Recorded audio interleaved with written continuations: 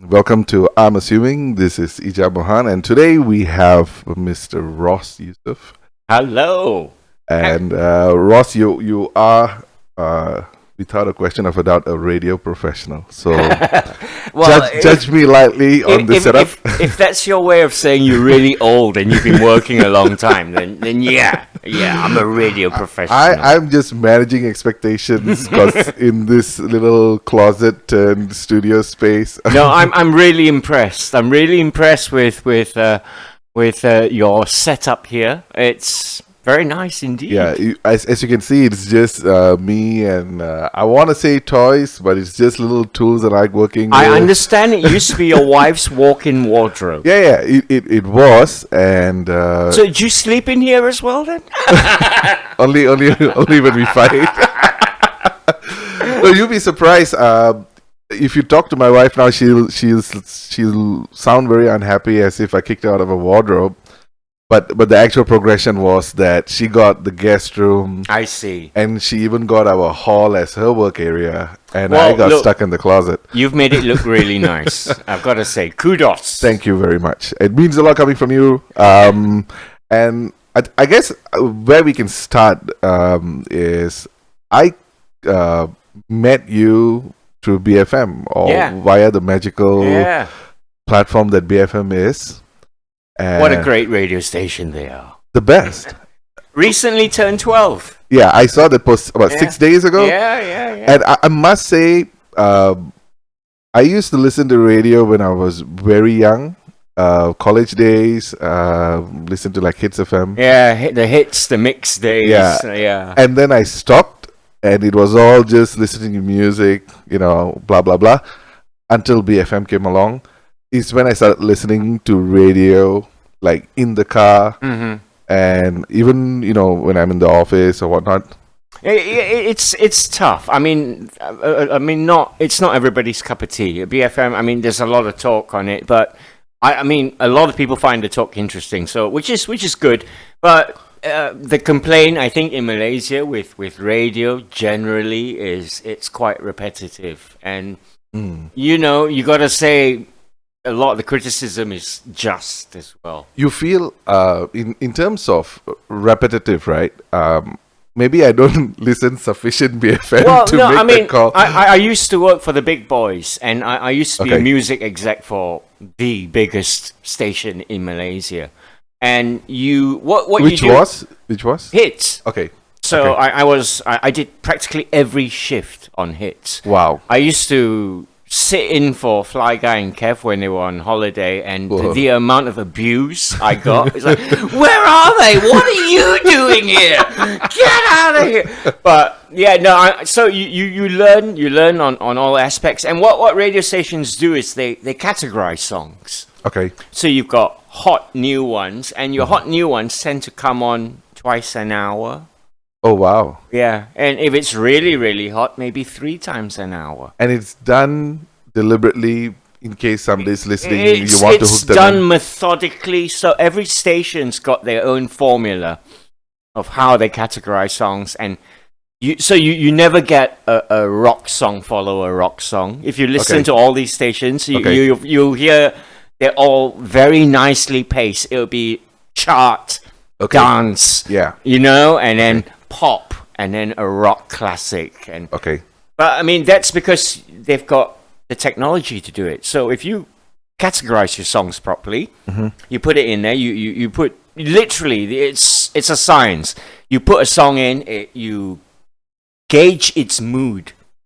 So say it's and I've always been fascinated with I guess the idea of ratings and all that. So but I don't have sufficient knowledge about it. So from a traditional, if I dare say that, Hits FM model where you say you can even gauge the mood of the music, right? Yeah.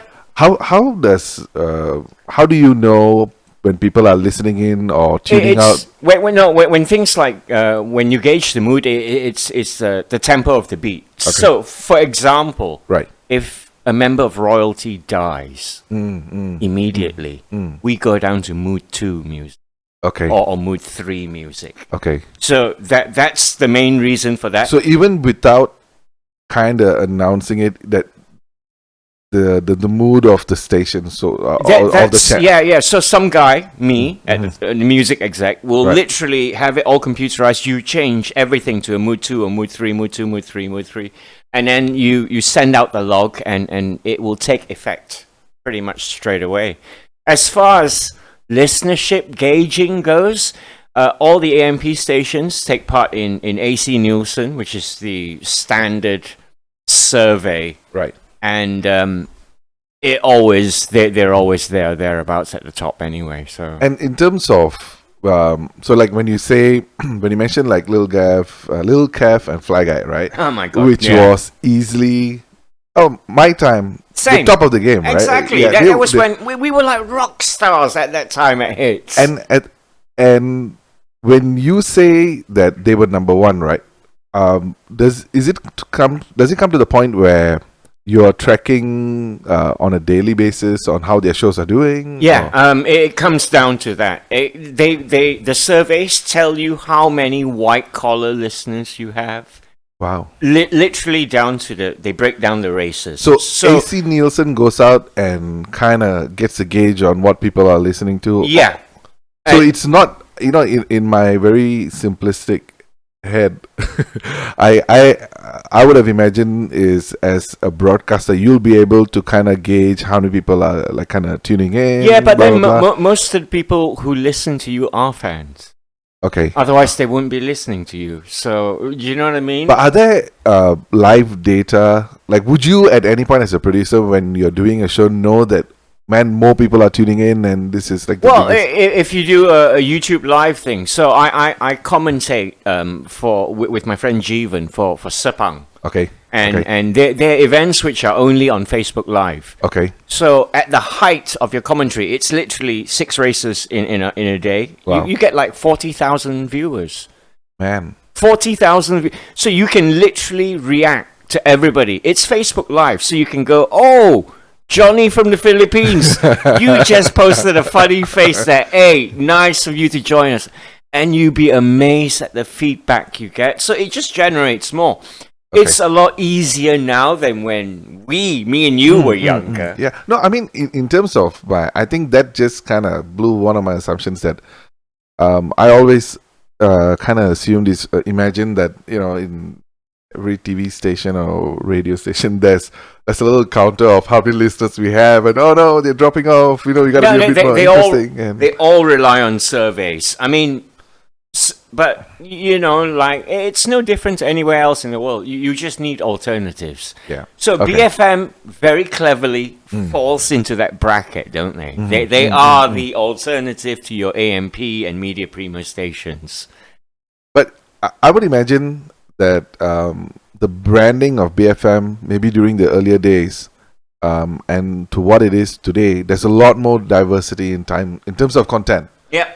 Where previously I doubt my friends would have listened to BFM. Well, the country's changed a lot as well since in the last 12 years. You will not believe the amount of times BFM have been hauled up by MCMC. Oh, I can't believe that. even when I was at AMP, Astro, there were times when they'll literally pick up on something the DJ said wrong, or you played the wrong music that had a swear word. So they were a lot more strict. A lot stricter, yeah. Are they back to being that way now? Or? Well, no, now you kind of have leeway. You can say, look, I think the government are crap. I don't think they're doing enough. Can we say that today? You can probably get away with it. You might get a little slap on the wrist, but you won't get thrown in. It's not as draconian as it was 12 years ago. I suppose if it doesn't go to the extent of naming names and slandering, character slandering and all that. Look, we're not silly, us Malaysian people. We know the deal. A lot of us put on false fronts, but it's the way of life here. At the end of the day, we've got world-class beaches, we've got world-class food, and everything is fine. No, it's hard to complain when a lot of things that you take as granted as an everyday Malaysian, it's a lot of things to be happy about. I can go out and have a teh tarik. You know what I mean? Like, in England, you'd be craving for that, and there are loads of things. But even in BFM, speaking about being hauled up and all that, there, and correct me if I'm wrong, because I'm just going loosely by memory, not by research. That there was some question of whether the license will be renewed at some point, blah blah blah, which I think kind of forced. Again, I'm assuming. Please correct me if I'm wrong. Is kind of made. I don't know whether it was Malik per se or that make the team pivot towards a digital online podcast almost model, right? That's I can actually say this because it's true. BFM have always seen online as an alternative. If you pull Malik to the side and had a chat to him, he will gladly tell you. He'll say, "Look, if everybody who follows us online is willing to give us RM1 a year, we'll survive." So basically, how big are your cojones as a business owner? You don't want to really have to call that bluff. No, I mean, the thing is, it's needed. Malaysia needs alternatives. We need more. We need more BFMs. Yes. We need a BFM that plays just more music and maybe, you know what I mean? So is every content that goes on air that you listen on radio also available as a podcast by BFM? We tend to do our own individual stuff. So as far as my shows go, I literally go on air, I will record it, I will podcast it all myself, I write all the social media myself. Everybody's supposed to do their bit, but not every show is podcasted.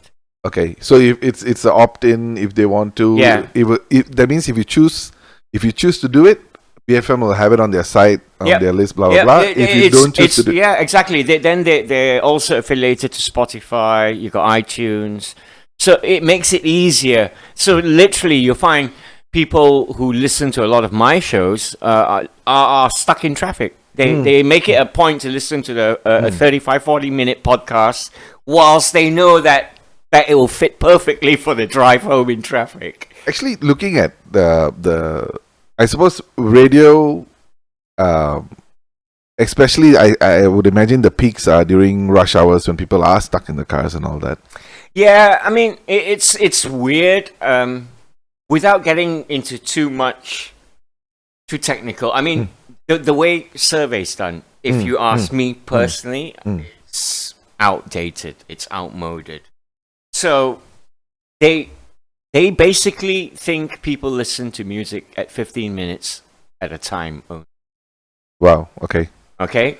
So if you are one of the lucky few people to get given a survey book, you'll have a book where your day is broken down 24 hours a day. You'll have every single radio station in Malaysia on the top, and you will have from midnight to 12:15.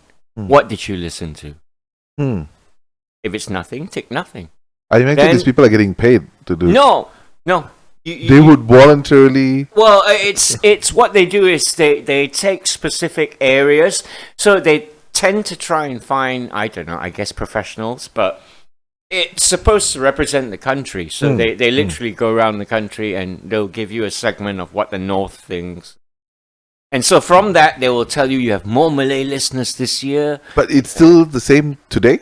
It's still the same today. So, I mean, it's very in-depth. They tell you length, average time your listener spends listening and all that. But generally, it's a 15-minute, and that is worldwide, yeah? This is how the AC Nielsen survey is done worldwide. Wow. And you and I know you don't listen to radio for 15 minutes, right? No, not at all. No, the minute a song comes on that you don't like, you switch.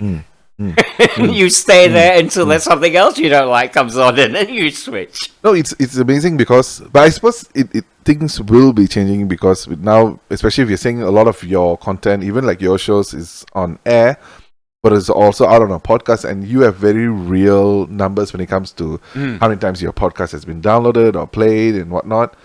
And I suppose you don't even have to rely on a third party to give you those numbers. No, the thing, well, BFM do their own surveys, so they know. I mean, we've obviously done well enough to survive 10 years of them not culling us. We literally It's a are. big achievement. Well, actually. which is good, which goes to show that there is a massive love of football in Malaysia, and it pains a little bit to say this. It is English football that's Yeah. predominant. It should be Malaysian football, but you Okay, see, so this no. is a very, very interesting subject. Very interesting subject, only because, okay, I know we kind of refer to a timeline of youth similarly, but I have to confess, I look a lot older than I am, right? So, when I was in school, and when I say school, maybe you're talking about secondary school, right? So you're talking 95 to 2000. I'm talking. I went to Merdeka Stadium when I was a kid, and I saw us play in the yellow Adidas with the black stripes. Wow. Right, it was literally one Malaysia. It was Aramugam in goal. It was Chin An, and then it was I forget who in midfield. It was Mokhtar up front. It was Santok Singh as well in there, and it was like we drew with England B 1-1. We whipped Japan's butt 4-0. We whipped Japan. So the J-League, would you say the Japanese football, as it stands today, you know how good they are. Yeah. When they started the J-League, which was way after Malaysia had professional football, they sent a delegation over and they studied us for, I think, a whole year. Then they went back to Japan and they went, right, here's a list of things not to do. I'm pretty sure that's what they did with it.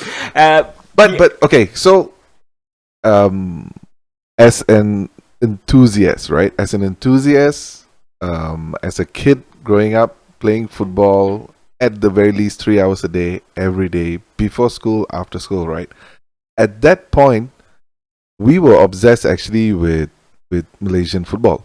And it was those days in terms of, you're talking about, I mean, yes, we followed the World Cup and we followed all the big stars out there, but people like, I hate saying this, it's not an advert or anything, but people like Dunhill and Perilis and all this kind of people spend so much advertising dollars about the, it's always the Dunhill Liga Perdana and See, there was a lot of money in the sport at that point, in the local sport. At that point, we were complacent. The people in charge should have taken us forward. Instead, we went into total darkness, didn't we? There was the whole match fixing nonsense. I mean, I can't say that I totally understand. I was a bit young at that point, but in my simplistic view, it kind of looked. Yes, there were problems with it, but it kind of from a very simplistic viewpoint. Once the money was, I think FIFA bans tobacco advertising, right? So once these guys who had this excess money they wanted to use for marketing, once they did not put money into the local football ecosystem, so to speak, I think they never found a replacement. No, well, that shows you how badly run it was, and it still is, right? I mean, if you had all that tobacco money for what, 10 years at least? You're telling me you saved nothing? You're telling me there's nothing in the pot? No, but it's not even about. Yes, one is having built up the sport and having the cash flow to make it work, but also I feel, you're right. I think complacency is the word. At the end of the day, the fans dictate success. Malaysian football fans are probably the most educated, way more educated than a lot of Westerners. We're not stupid. You can't give us a second-class game and want us to follow you week in, week out. When we know our favorite teams like Liverpool, Man United, Arsenal fight 100% every game to try and win. Can you say the same for, I don't know, PJ City that you support, or do you know what I mean? So I understand. I mean, yeah. Is it? I think we can't take the complacency of the people responsible, right? If you're in charge of a company and it's done really badly, you get sacked, right? But unfortunately, they're still in charge, and it's the same everywhere. But I suppose. I mean, having talked to some people involved in this league, they say how it is very funnily structured and how the state is trying to get there. So at the moment, what you've got is JDT. Mm. Streets ahead of everybody. They have a football-only stadium. Now, that's rare in Malaysia. Yeah. You know what I mean? No Yeah. running track. It doesn't double up as anything else. It's no, and it's a proper football stadium. Yeah. You've got a beautiful one in Terengganu. Selangor is the most decorated side in Malaysia. I think they've won the title over 50 times or something. They train in parks. Shah Alam Stadium is derelict. The roof is falling down. It's really, really sad. There's a chance right now to take Malaysian football by the scruff of the neck, follow what the Germans do, where you got the club owned by half the town, say Penang FC. Okay. 50% owned by Penangites. The other 50%, you try and get Penang companies involved, yeah? That's your business. You give Penang FC a football stadium. You run that as a business. Now imagine if every town had that. Because it's Malaysia, we make the lower ground floor the best food court available. so you go to Penang, you watch your football game, you go down, you have the best damn char kway teow ever. You go to Kelantan, same thing. You watch the game, you go downstairs, the best nasi ever. Can you imagine? We are unique, Malaysia. We can actually do this. It's not pie in the sky. It's possible. Has the structure changed? Because a couple of years ago, the last I heard, I definitely cannot mention names, but last I heard from some people who were involved in the league, they were saying that it is structured so even like the private teams, right? Like let's just say PJ City Rangers. I don't know whether they've rebranded now and all that. If they fall under Selangor, right? Selangor. So if Selangor and the other team is competing in the Super League and whatnot, the state teams still have the ability. They're trying to do away with that. It's that there's going to be no more state teams. It has to be because all it's a conflict FCs. of interest, right? Yeah, exactly. I mean, it should be obvious. Selangor FA, the association, should govern football in Selangor. So they should look after all the clubs in Selangor and the welfare of, and try and find. So for the new benefit players. of people who don't know, including me, the way it is currently structured is It's they kind of they do that and they also have a It's team. kind of half and half. They're trying to legalize everything, but not everyone is. It takes a while to get finances. Like I say, a lot of sides don't own their stadium. So you're talking about, that's a massive income there. If you own that stadium, can you imagine? Yeah. Right? Like I meant, then you will find literally the best food courts there, the best shops there. See what I mean? It can be Malaysianized. It can be, and it can be successful. So imagine if your neighbor suddenly owns 200 shares in PJFC. Do you know what I mean? Or something like that. Yeah. You get fans. That's the only way. People like, just say even like Asia and Tony Fernandez, they have gotten involved. They have tried to get involved, and I think a couple of years in a row they did not manage to qualify to the level up, right? I think they still have a team, but but it feels it's a shell of a team right now. Well, this is it. It's how serious are you? You can't want to do things half-heartedly, right? But if I were to put on, if you're talking about being successful right now, you're talking about toppling Johor Darul Takzim. Yeah. They are the ultimate professional. They are probably UK standard in terms of professionalism. They've got a training ground. They've got everything. Recovery room. You know what I mean? No, in the sense there is no questioning that. But a lot of people would also say that it is such because they have committed all that finances for the team. They've got royalty behind it, right? Yeah. So yes, there's muscle, but also the royalty has put in, the money. Which begs the question: why haven't the rest followed suit? Why haven't the other royal families backed their sides? I do not have an answer for that. Don't they think football is important enough for the people of their region? By the norm, is it the norm for the royalty of each state to be the patron for the? No. Is that a norm? No, it's not. But you'll find. I mean, without getting. But for Selangor, we it is, don't want right? to get into trouble, okay? Yeah. So football. At the moment, as it stands, that there's money every year that's delegated to each side, and from that money, they decide how many foreigners they can have. They have to pay them for the year, how many teams they need, and you try and run their finances that way. Johor's is just bigger than anybody's because, instead of getting normal player there, they can get the best there, and they can literally sign the best up and coming players so that their competitors will forever be weak. That has to be their aim because they will always want to be number one. By default, that's how competition should look like, right? That's how competition should look like. Yeah. So the real question is why the rest have not.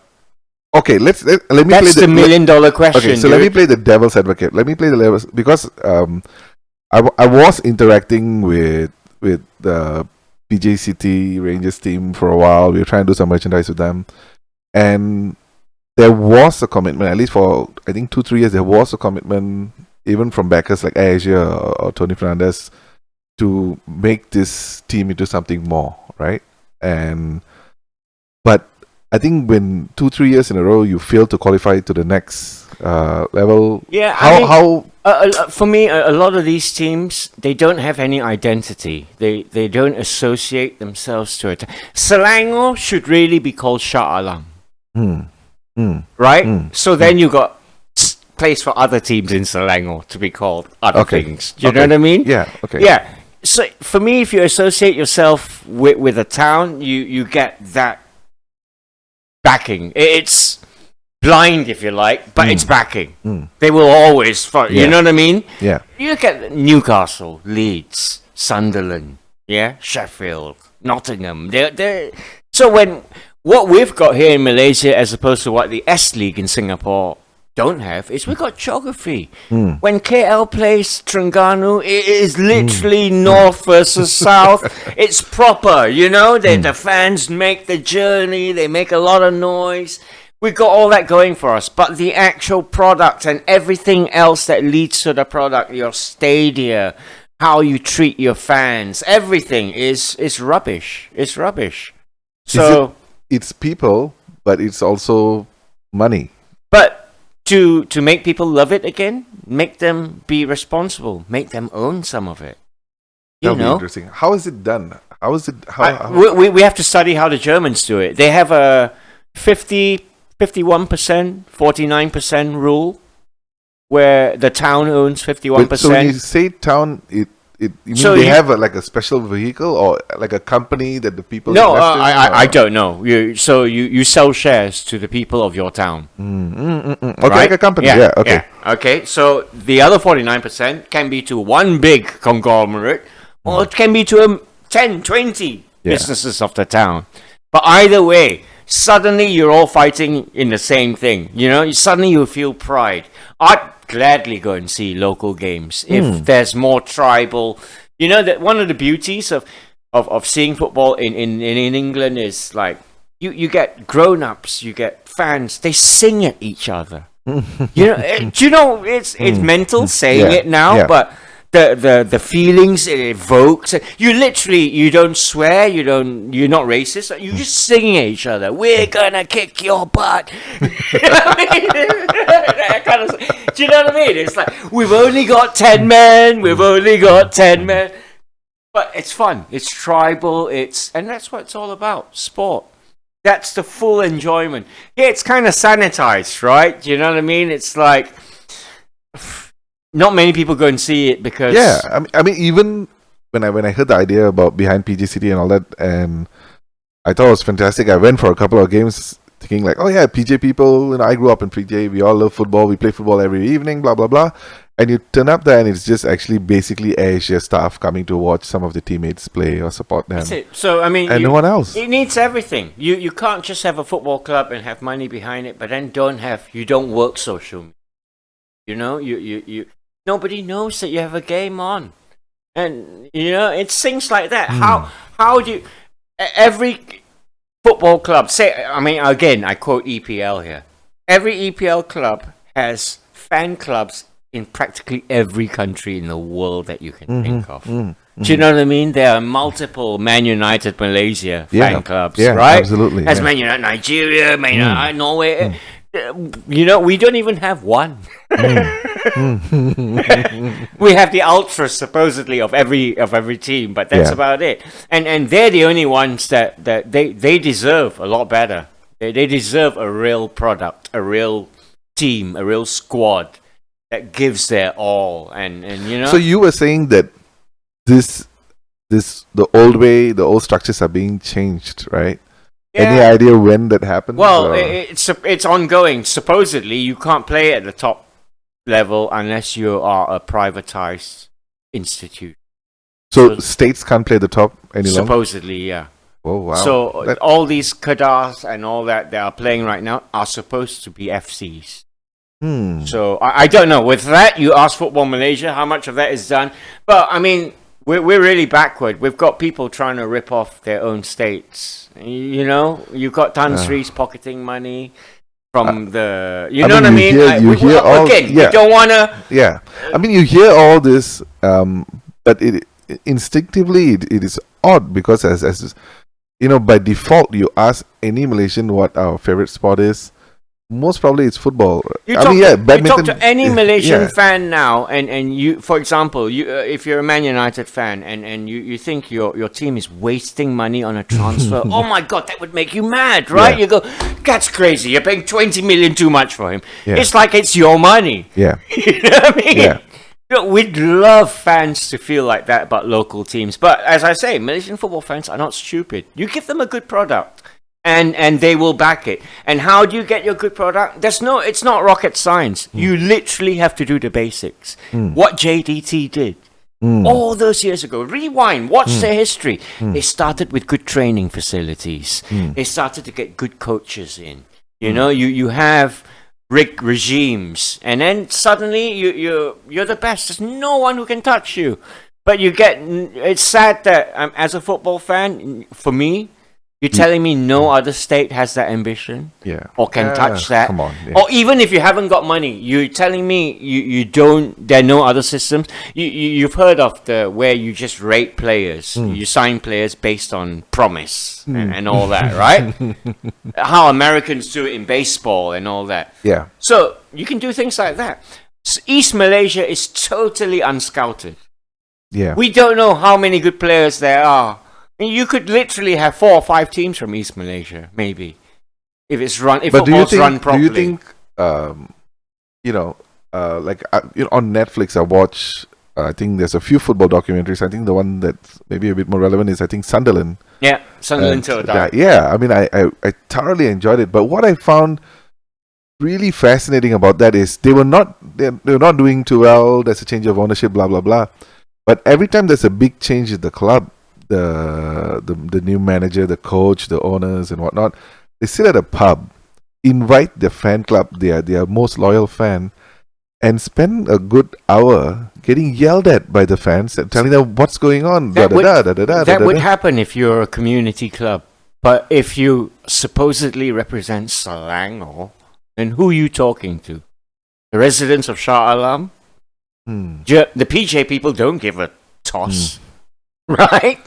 Do you know what I mean? So the link to the club, that passionate, it's That's my what I mean. neighborhood So club. we bank on geography. We got that. We got geography. We got rich history in every town of Malaysia.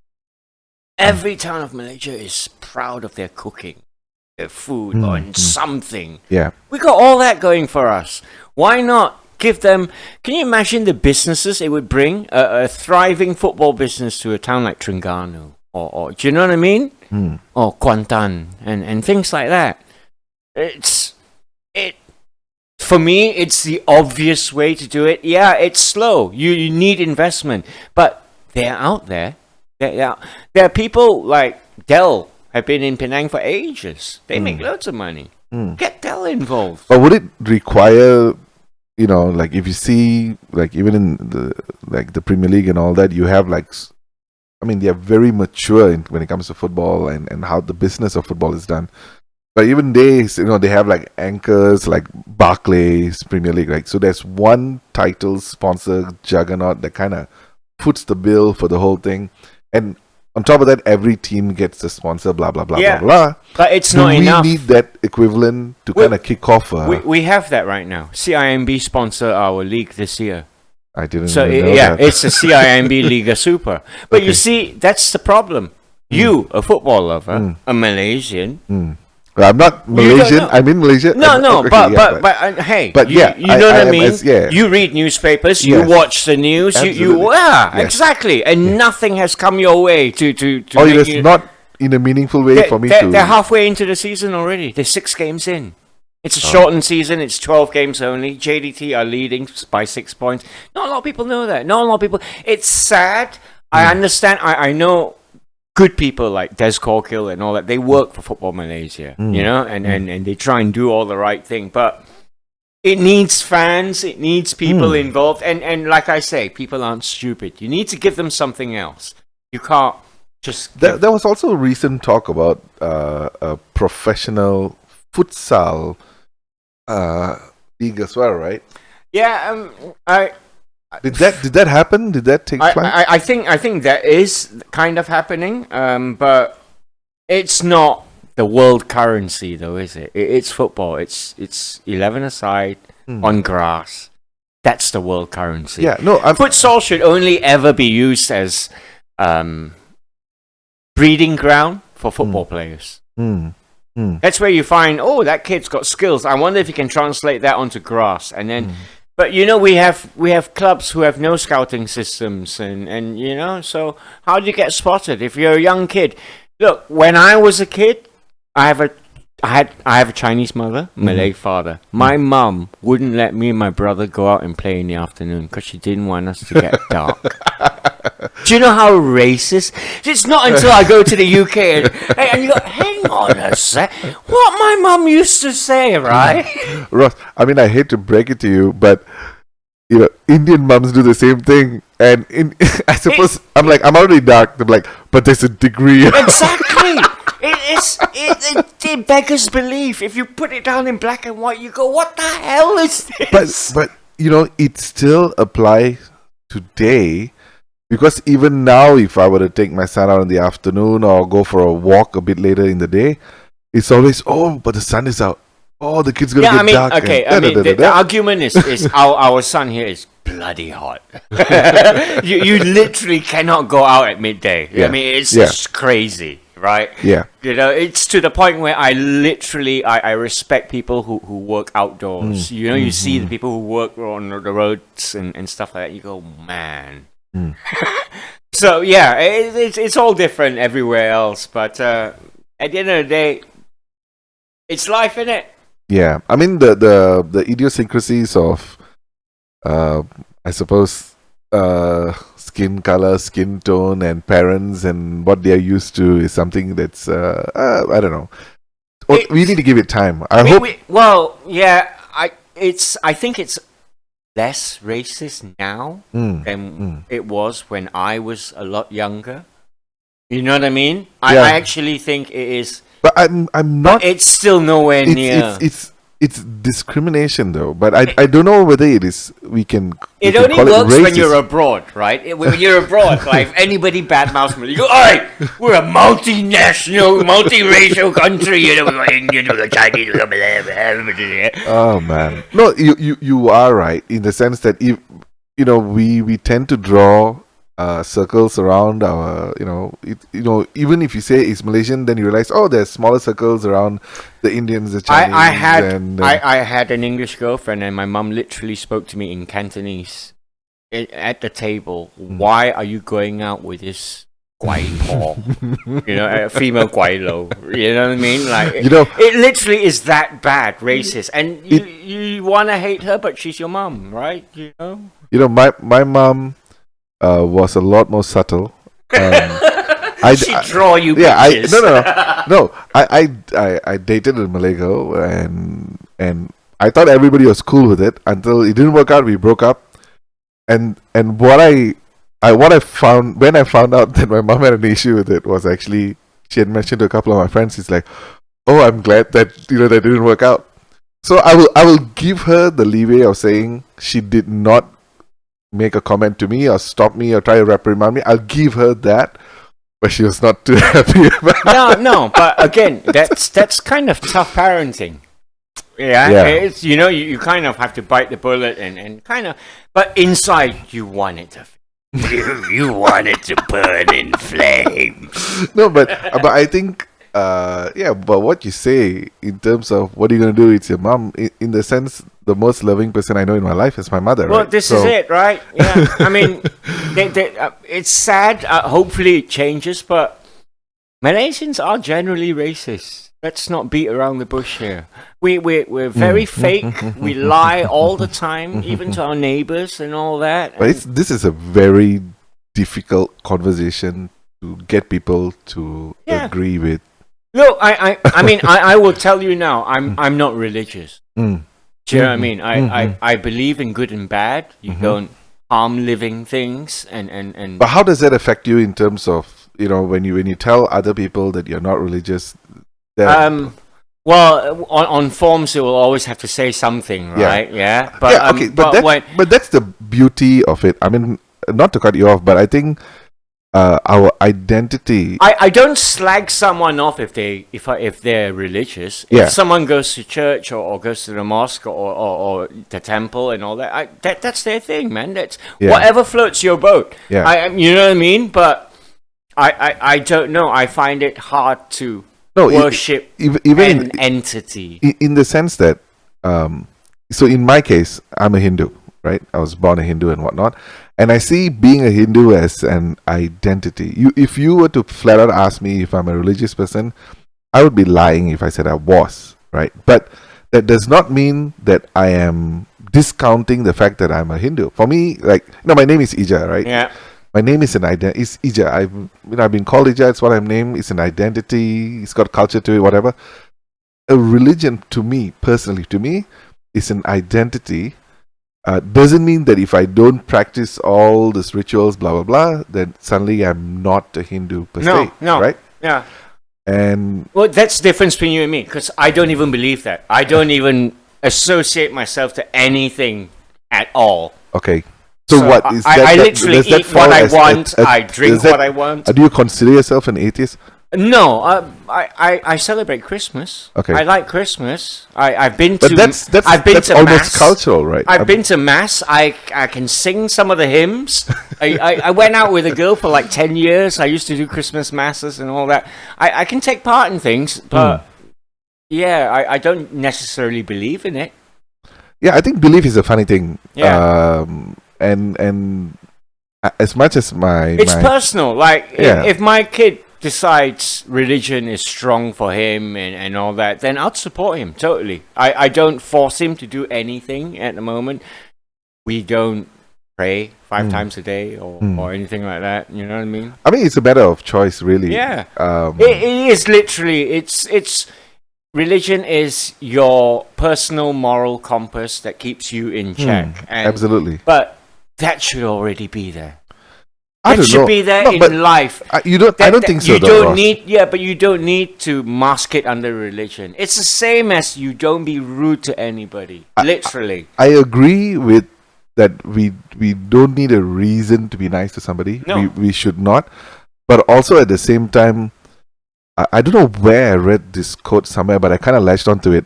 I used to, back on, Friendster and whatnot before, my tagline always used to be, religion is necessary but not mandatory, right?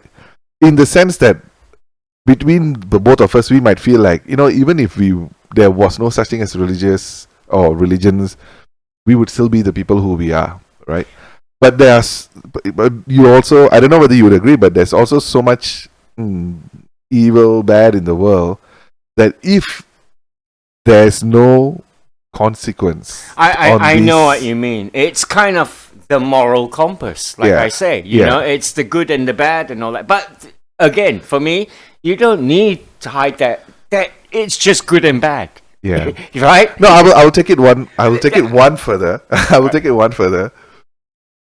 Religious people are not necessarily good people. No, no. I'm literally And the very opposite is true as scared. well, yeah. I am very scared of ultra religious, any religion. I suppose when it comes to to religion. I got a great religion quote. Okay, I want to hear it. Okay, religion is like a penis. It's very fine and well having one, but when you take it out of your trousers and you start whacking it around, that's when it gets a bit off. Just keep it in your pants. Okay, religion is okay. It's like a penis. Keep it in your pants. Yeah, you don't need to take it out and show it off. Nobody wants to see it. Just keep it in your pants and know you have it. As difficult as that is to hear, the fact is, I think the point that I agree with you on is that you're allowed to believe anything that you believe in. Absolutely. Just not to force it on to somebody else, right? Absolutely. Just don't force it on. And unfortunately, parents force it on their kids, don't they? All over Malaysia. Every day. Every day. Even now. But Mohan, maybe they just don't know better. No, they don't know better. The DNA. Exactly. It's the DNA. But I don't know. They don't seem... You need generations to go on a little further. Because my generation, your generation, our parents, they ain't going to change. They ain't going to suddenly read up and go, oh, do you know what? I did that wrong. Yeah. They're not going to do that. So it's your and my generation and further on. So it's a while yet before, but it will. You got to hope that it will be literally but one I think Malaysia. it's a very rare. I'm yet to come across a story where somebody believes in A and suddenly came across some information and changed their mind. I think more often than not is you meet people, talk to people, get to know other religions, other cultures, and you realize your assumptions basically is simply not true, in the sense that your assumptions in relation to how people are different and whatnot. Okay, I'm going to say something probably quite controversial. I have Singapore family. Okay. He's dead now, my uncle. But when I was a kid, we go down a lot. And my uncle loved Indian food, but not cooked by Indians. Wow. So he would love curry if it's cooked by a Chinese person. This is I don't know, man. Was it just I don't know what kind of like Indian people? He said when I used to come back from the UK, come back home. I'm go, Uncle, you can't think like that. And his thing was, no, there's a smell. I go, but hang on, it's invented by them. And they don't. So your older generation, you can throw black and white facts written in stone at them and they'll just ignore it. They'll go, no, this is my belief system. Fuck you. No, but and many people do operate like that even today. I'd like to think like the newer, younger generations are slightly cleverer. I mean, we like do. You got to be open to aliens and stuff, right? I mean, a spaceship could turn up and change the whole thing. Literally, it needs an alien invasion for the whole world to unite. Suddenly, blacks and whites and all that are Earthlings. We are Earth people. It needs something like that. Do you know that this is something that I've thought about, and I realized that if we want Malaysians to come together, it's probably going to take a war with another country. Yep. And if you want Asians to come together, it's got to take like a continental war. And if you want the whole world to come together, you're right, we need aliens. but okay, so you water down that theory a little bit more. You can kind of get that tribal feeling from football. Absolutely. So if you sort your in-house out, then we can actually get nationalistic and all that. You know what I mean? And start backing the sides. So it's there. It's there. It's not rocket science. Anyone who wants to fix things, it's all infinitely fixable. It literally is. It's how badly you want to get it fixed, right? I think it's how badly you want to get it fixed, plus all the vested party. It's like willing to. Well, this is it. It's like how I mean, I can sit here and I can talk till I'm blue in the face and be all righteous and all that, but at the end of the day, I still need to do things. I you know what I mean? I need to go and do the school run. I still need to make sure dinner is done. I still need to do my work, get paid, and da da da da. So all my ranting has to fit into that timetable. And when I'm doing other things, I cannot be thinking ranting wise. Yeah. So Malaysians are very good like that. We can switch off. We can go, oh, it's time for char kway teow. Ah.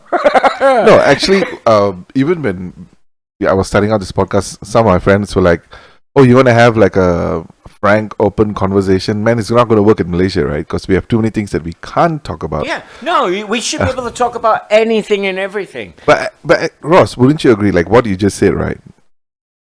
You know, when they said that to me, I was thinking to myself, on an average day, how much do I actually spend thinking about politics, religion, or race? And on most days, I don't even bother thinking about these things, right? Yes, the politicians and the people who benefit from stirring up this kind of issues will continue to do so on a daily basis. But I think as people, as Malaysians, these things, though we may feel or believe a certain way towards them, our day-to-day is hardly affected. It's hardly affected. Because it's credit to us that we don't let it affect us. Yeah, exactly. Right? Yeah. Exactly. I mean, let's face it, we've got politicians ripping us off. Yeah. They're literally stealing from you, me, and everybody. Do you know what I mean? And despite all that, you still see how many BMs on the road, how many Mercedes S-classes on the road. Do you know what I mean? So, I mean, and what? We pay 300% tax on cars here, don't we? It's ridiculous. Look, I had a podcast with a motoring journalist, and we were just talking about this, and we're saying, like, you know, if we didn't have the tax, there would be more like Rolls Royce and Bentleys. I told you, my first car cost me £50. I bought it at a car auction. It was a Mini. Oh man! Right? I literally opened my wallet as an 18-year-old, took £50 out, and the guy gave me a set of papers and 2 sets of keys. I was like, oh my god, I bought a car. You know, my first car that I was driving on a consistent basis was actually a car that belonged to my friend's dad. It actually belonged to his dad, but his dad passed and it was not being used. So it was this old Proton Tiara. I had a Tiara as well. I love that car. Yeah, it was a manual. The dad kept it in superb running condition. So, and he was not using it, so he allowed me to use it for the longest time. So even the past few years now, just out of sheer nostalgia, I wanted to get a Proton Tiara, right? But Ross, I kid you not, it's run down, doesn't work. Buy it for spare parts, 1,500 ringgit. You know, so when you say stories that, like, back in the day I bought even now, if we see, like, you know, Motor Trader UK, you could buy a running BMW or a Mercedes or Volvo for like £1,000 in good running condition. I had a Golf GTI Mark 1, top of the range, £7,000.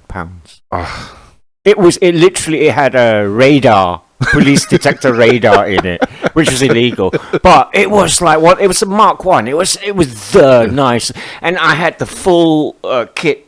You know what I mean? The skirtings, everything like that. I made £2,500 selling that car when I sold it.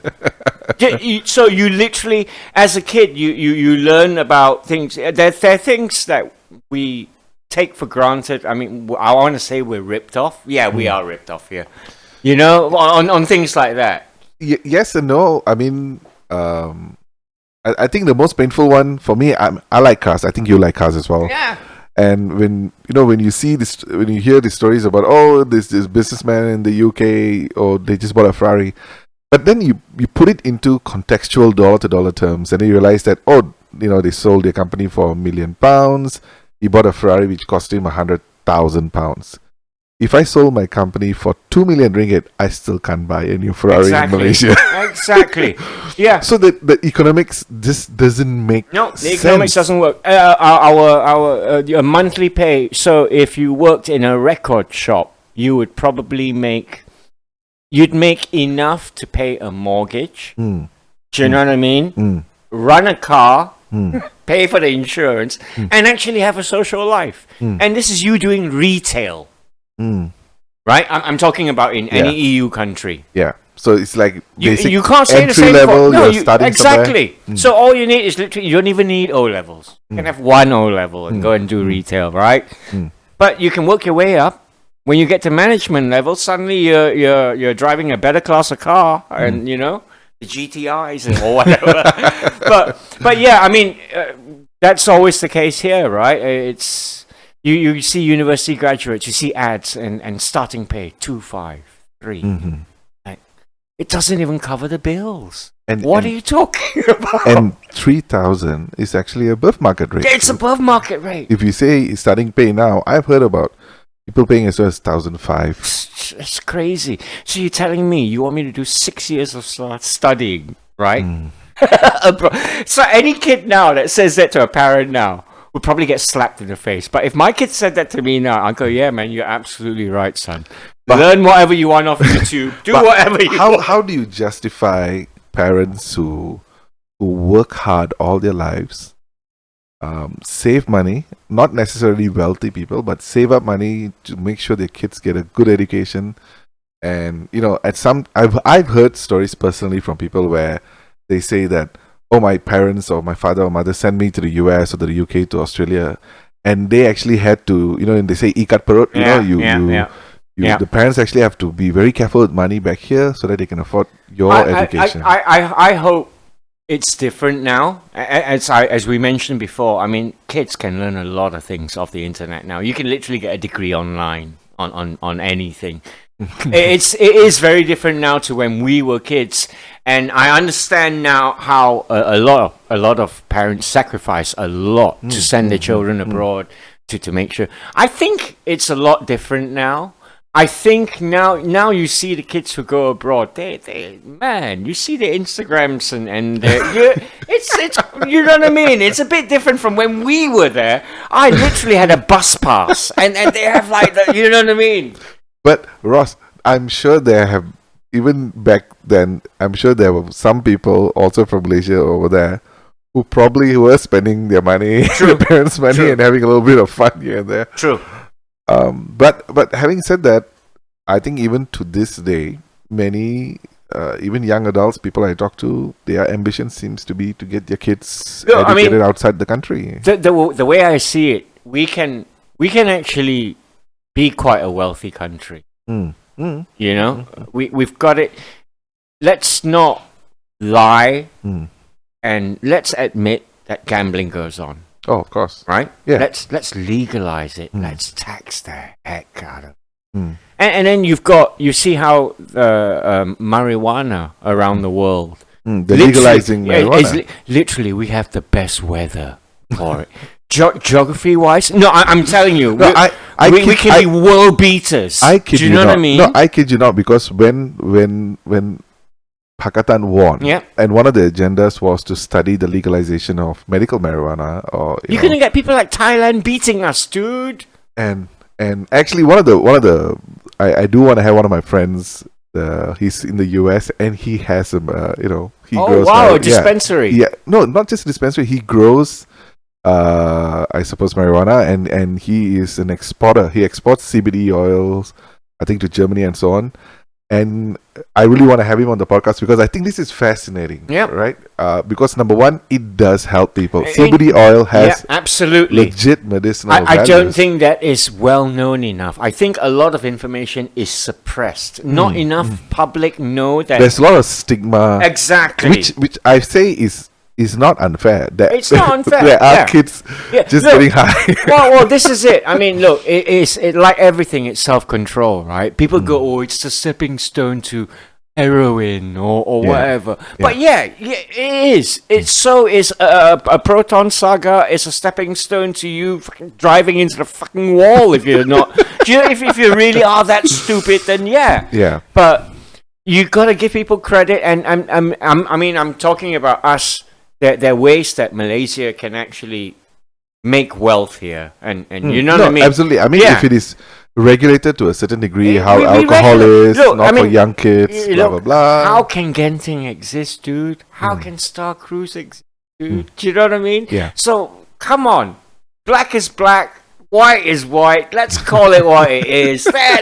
And tax the heck out of it. Absolutely. Yeah? Do you know what I mean? Yeah. And we can literally make legal millionaires every week. Yeah? Call it the Malaysia millionaire lottery. It's the give back to Malaysians every. Yeah.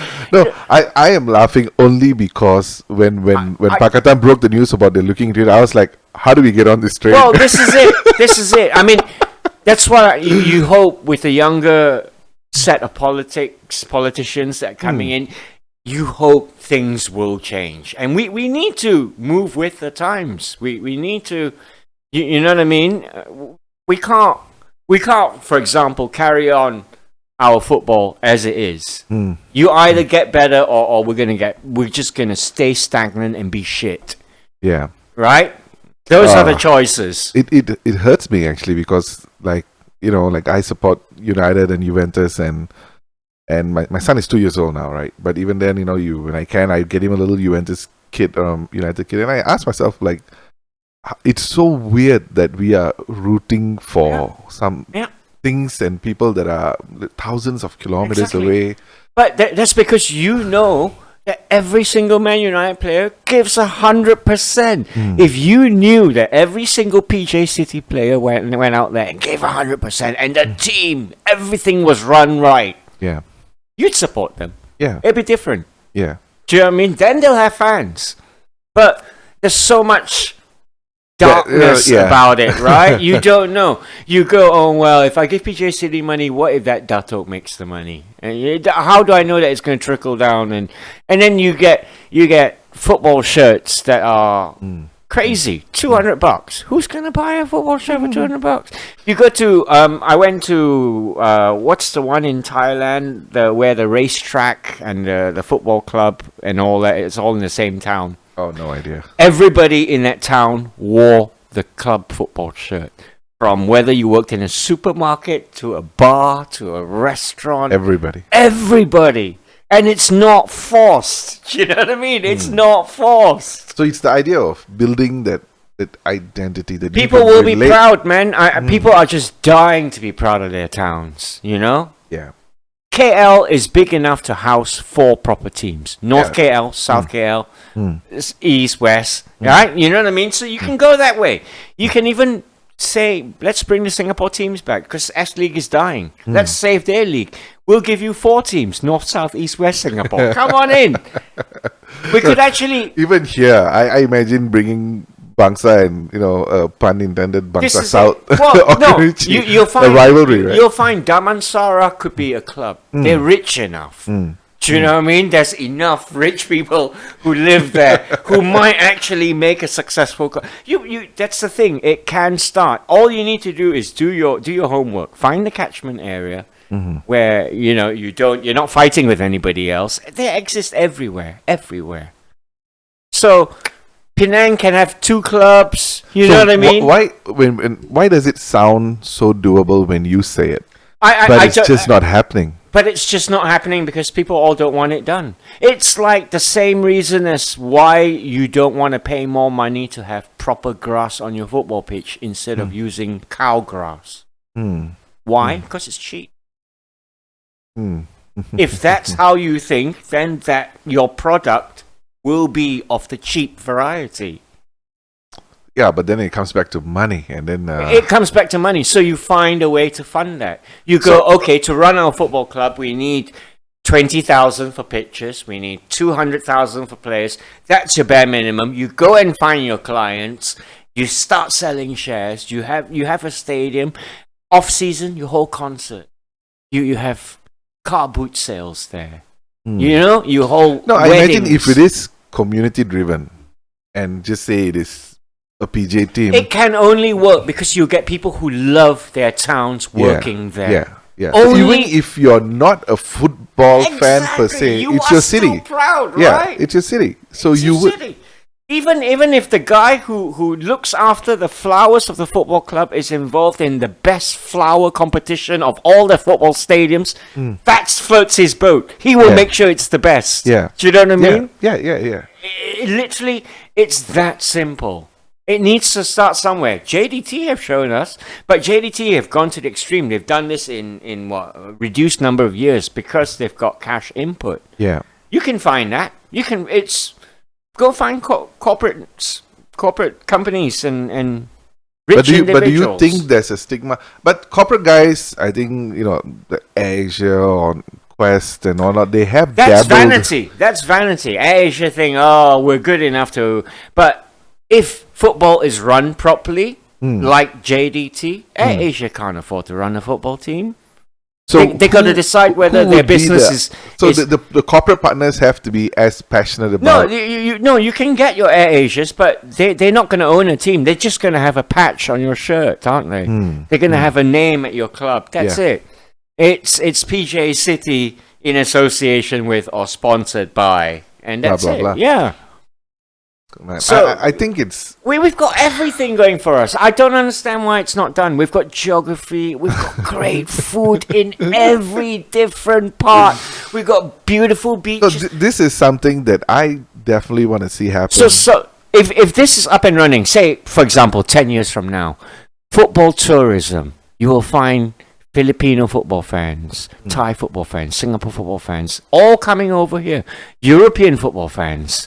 They're going to read about the uniqueness, how Malaysia blends its world-class food with football. And it's you can watch a football It's a complete experience. It's a complete experience.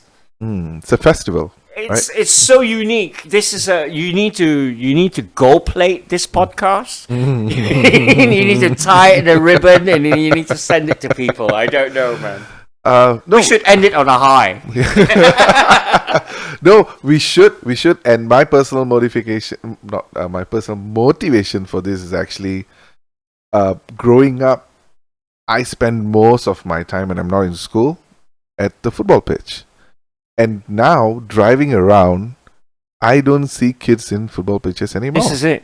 Yeah. It's either they're in school or in It futsal. needs to be really transparent. So if you're a good football player, you represent your school, you represent your state, you maybe play for a private club, but there needs to be people seeing you, and it needs to be known. It needs to be known that for these set of games, the scouts of Malaysia or the scouts of Selangor are there, and so this needs to be regular. It needs to be transparent. People need to know. So you see, you've got Chinese parents who even now today will never let their kids be a professional No, sportsman. but I would dare say even the Indian They'll go no. families Don't be and- stupid. They'll hit you. But they don't actually know that a Safawi Rasid can literally make 60, 80,000 a month for kicking the ball, for staying healthy till whatever age they retire, and then. There's still a career in the sport, exactly, yeah. you still got a career. If you're well spoken, you got punditry. You've got there's so many things you can do. But the funny thing is, some of my friends who were very serious about football. One exceptional player, he never got discarded. It eats at me till today because I could literally see him playing with the likes of Messi, even, right? Okay, I might be exaggerating, but by our standards, Yeah. he was almost Yeah. footballing god, right? And there were other friends who were just as enthusiastic, but maybe not as skillful. But even today, if you talk to them, if they would encourage their kids to play football, these guys who were discouraged by their parents now turn around and say, "Yeah, there's no future in it." They themselves It is would no say future. there's no future Yeah, in it. yeah, it is. That's very true. For example, I mean, I pay upwards of 300 a month extra so that my kid can play private football, so that he plays in another league. This is before, not even counting the equipment he has to buy, yeah? The new boots and all the gloves and all the nonsense and all that. So it's an expense, but you got to start somewhere. Hey, and if the kid loves football, really, he's not going to be pining for all that. He would just Yeah. want to play. Yeah. Do you know what I Yeah. mean?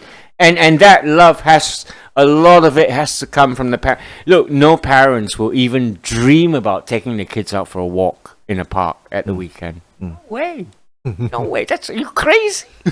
And it is literally, you do that 4 or 5 times a week in the UK. Because it's cheap. It's outdoors.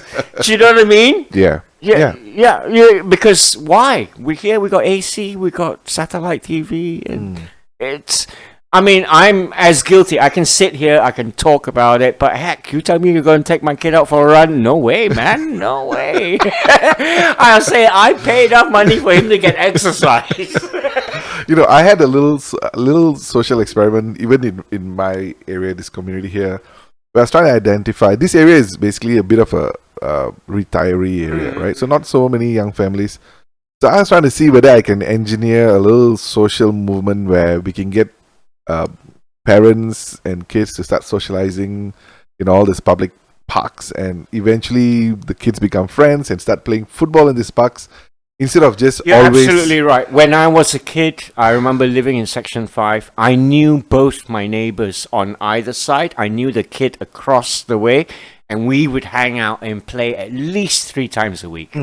Ride bikes together, you know what I mean? We used to pretend shoot guns at each other and stuff like No, that. I think if the kids don't grow up having a link to the community, as in, oh, this is the padang where we played, and this is where we used to hang out, and then, oh, there's a game this weekend on our neighborhood stadium, right? If they don't have that connection, then they're not going to grow up loving football on a personal level. Exactly. But Right. so we can actually we can make that more possible with literally privatizing football, like we said. Make it part community owned. So suddenly you got families, you got fathers who want to take their kids over because he owns a So little every share in little the club has a Every- clinic for the kids. Every little club looks after the community because you are scouting every kid from that community, and every club will want that community to be bigger. So if you're PJ, you want it to sneak into Bangsa and KL a little bit more, and you know what I mean? Yeah. So then you'll find their training facilities are better than that one. And then you want to one-up each other, right? Exactly. You'll And find you do better. you're competing at the right things. You're competing. You're showing off for all the right healthy reasons. competition. The healthy competitions. Yeah. Instead of all the rubbish that goes on. And it's so doable. We're talking about creating communities here. You're talking about creating patriotism within towns, or you know what I mean? And just togetherness. And the upshot of it all is we up our football standards. Yeah. With a thriving league, our national team, then getting to a World Cup is not pie in the sky. Yeah. Because at the moment, for you and me, it's not in our lifetime. I don't even think in our children's lifetime. I'm Well, not I even hope sure. so. I mean, I'd like to think so, but I'm not so sure. okay, if status quo, I guess not, right? No. But let's hope status quo changes. Or I mean, JDT kind of has shown that with money you can bring about changes. Yeah, but and conviction, money and Yes, conviction, exactly, right? Not just money. Exactly. But I mean, you can't be that blinded. People are just frightened by it. They go, oh, they've got royalty, so we can't even fight that. So let's not try.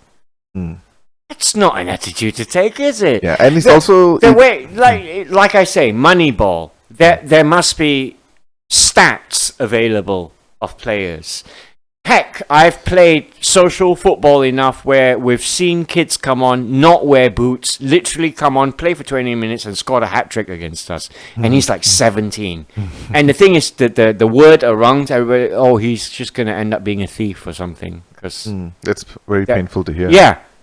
Do you know what I mean? And that's like today, dude. I'm talking about 2020, yeah? Yeah? The fact that they feel that having the talent is not because enough. he's not spotted, because there's no clear path for him, nobody believes in him, whatever the reason, somewhere there should be something available for him. But and that's just an example. Every day that happens in all walks of life. No, it's interesting because even in you think like even in the Europe and all that.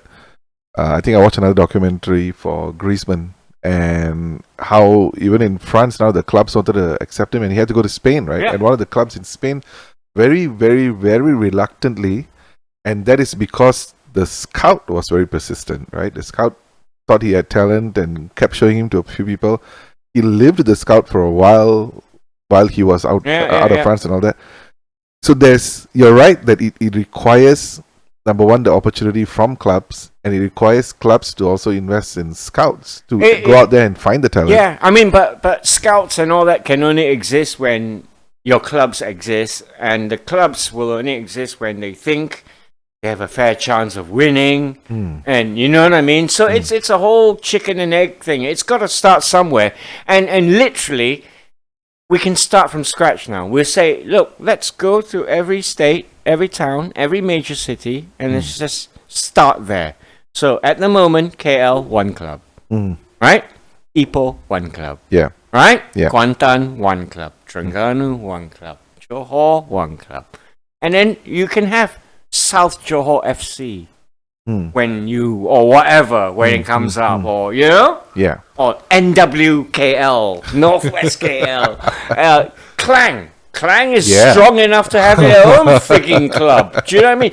And I can envisage people hating going there. And even Klang, I feel there's a few parts of Klang that would have the clubs up the here. stadium sucks. It's so close to the crowd. You can hear them swearing at you. That would be Klang FC. Oh, man. Oh, God. We can dream. It's a dream. Yeah, I'm trying to imagine it. I'm like, why isn't it real now? Exactly. Why isn't it real now? Because people don't see the mileage in it. No company sees, back football.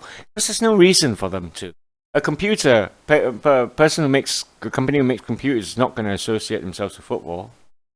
But you tell them, you go, hey, we're associating you because you've been 10 years now in our town producing world-class computers. Yeah. And we think, hey, start them with a discount little patch, you know, that kind of, it's Malaysia. There are grey areas to how we can do things, but if there's one country who can actually literally get shit done tomorrow, it is Malaysia. So there needs to be some kind of political will, maybe. Maybe it's a tax break for sponsoring. Well, this is it. Maybe. You know. Yeah, absolutely. That could be the way to go. And then make every town want to have a thriving football club. So how do you do that? I don't know. Once that happens, I think the people will come. Yeah. You got to show them something first. Exactly. You show them something. I'm telling you, if tomorrow Klang FC has money and backing, you will have a fan club. Actually, speaking of which, right? I know we want to wrap up, but actually, you were saying about ending on a high, right? And kind of tying this little podcast in a nice bow tie and send it to someone who can make some calls. Actually, given what we are dealing with now with the COVID and the pandemic and whatnot, international travel looks sketchy for the next 12 months. Exactly. Or even 1.5 years, right? Yeah. And which means we will be pushing local tourism. Well, there's so many things like local sports, and you know, I follow a lot of UK sports. For me, a sleeping giant in this country is snooker. I grew up playing snooker from, every day when I did my degree, I played snooker instead of going to class. Right? So I was quite proficient. I can make like a 30-something 40 break quite easily. But when I came back here, I found the standards higher over here. Oh, really? Yeah. It's the same as where I used to play badminton. Over here, I played school and all that. All right. I go over there. I represented my school. I won Southeast Counties Championship. I won every game 21-0 at the time. I was that good. I played for a private club. And everybody wanted to partner me. And you didn't normalize. Your I was just normal. Normalize. Then I came back and I played my the number one player in my brother's school at the time, garden school, and he wiped the floor with me. So I then go, okay, it's different standards. Okay, so that's interesting, right? Right? So if given knowing what we know, and if we can't travel, and all these companies with all this money, what if Tourism Malaysia actually took part with our sports council and decide to make it a tourism thing, Absolutely. right? And promote statewide, like campaigns, everything. festival. You can go golf, you can go football, you can go snooker, you can go racing, you can go cycling. Oh, we can't even start about racing. It's such a lost sport now. You know, I mean, but there's so many things. The thing about Malaysia is it's there for the taking. Mm. It's still lived in by people with a lot of ambition. We are all kind of a little bit down as to how things are, how we are ruled. I don't know, Ross. I think you should take it on to man, air on BFM and try to campaign I for would this. love to. I would love to. Campaign for a 2021 I would also love to be a beer poster boy. So if any Don't we all? breweries listening, Well, they would be happy to sponsor, I'm sure. Okay, in that note, I think we should leave end this on a high. I did not expect to dive so much into local football. Actually, I mean, yeah, I'm not so well versed in it, but I feel I'm walking away with a lot more. it's the same Insight, thing. yeah. It's the love of, and then if you love football, you love football, right? And we're Malaysians, and if you are like me, even though you love your Man United to Liverpool, there's a little bit. If you actually love football, you must go, oh my god, that's wasted, isn't it? Yeah. The way it's done at the moment. Yeah, it's as kids, so I remember wasted. going to FAM and forcing my parents to take me to FAM on a weekend because, the Selangor boys are training there. And you look at J League players, K League players who can play in the EPL. K League didn't even exist when Malaysia was playing club football. Well, it's not too late. Well, that's it. In a nutshell, that is it. Despite everything we say, all the negativity that's been poured on, it's there's a North Star in JDT kind of showing that it can be done. It It's can good be to done. have that little, hey, if you put in the money and if man. you have the conviction, that's we it. can change the level of this game. It'll be good for them to have and let's competition face as well. it, if you're going to back a product, back your town, back football. Because these are two surefire things. Do you know what I mean? I'm not saying back a car that some guy's invented or a suit that he's designed. We're talking about surefire things here. We're talking about football and your community. Yeah, Can't go wrong. I agree. Okay. Thanks so much for coming onto the podcast, Ross. What great fun. I hope it's a success. I hope millions of people listen to this. Yeah. And if it does, we'll have you on again.